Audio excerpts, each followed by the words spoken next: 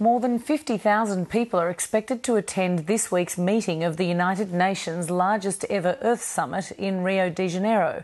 Prime Minister Julia Gillard will be among the more than 100 world leaders participating.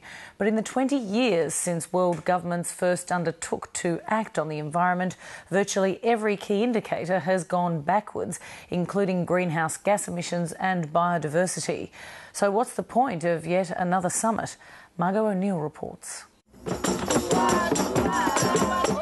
It was a heady time in Rio 20 years ago.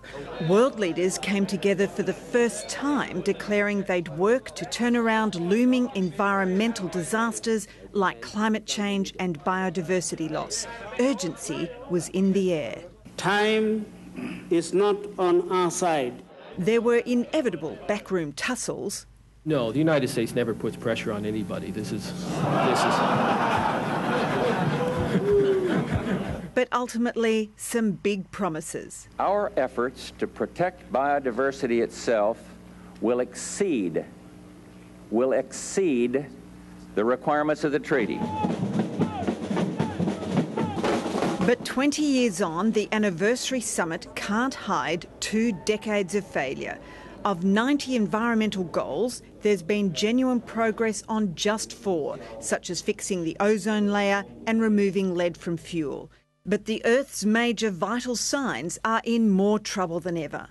For instance, greenhouse gas emissions have accelerated almost 40% since 1992, and biodiversity loss has increased a further 10%.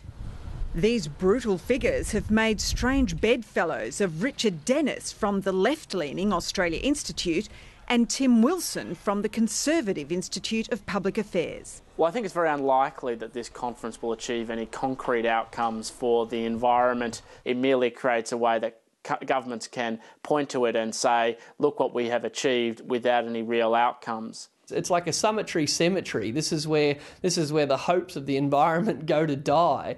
But Don Henry from the Australian Conservation Foundation, who's now in Rio, remains hopeful. We think this is really important because it's an opportunity to look at how you bring environment and the well-being of people central into economic decision-making. This summit's theme is sustainability, but unlike 1992, when most governments agreed to legally binding treaties, expectations this time are far lower, with delegates trying to agree to further negotiations. We're looking for the conference to start a process of developing sustainable development goals.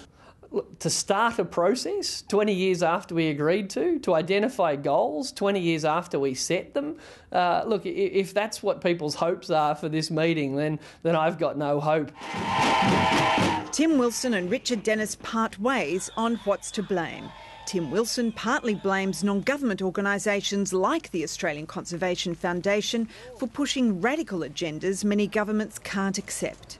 There's a very big focus on the green economy and green jobs, which is completely disconnected from the reality of economics. And when the world is going through significant economic downturns, to continue to subsidise and provide preferential regulations for big green industries like renewable energy, as an example, simply doesn't have the resonance that these NGOs would like. 20 years of incredible prosperity, we did nothing. Yes, we've had a GFC in the last couple of years, so that's the most recent convenient excuse. But let's be really clear, when we thought the banks were in crisis, the big countries got together and spent $1 trillion after their first meeting. Yet when it comes to climate change after 20 years, we're told that we don't want to rush into doing anything.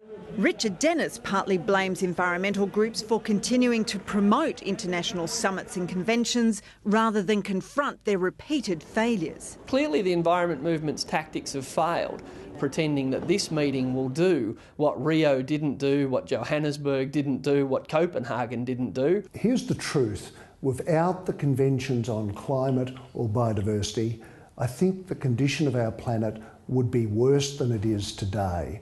Now, here's the problem. We're still going backwards. So we need more attention from our Prime Minister and the world's leaders, not less.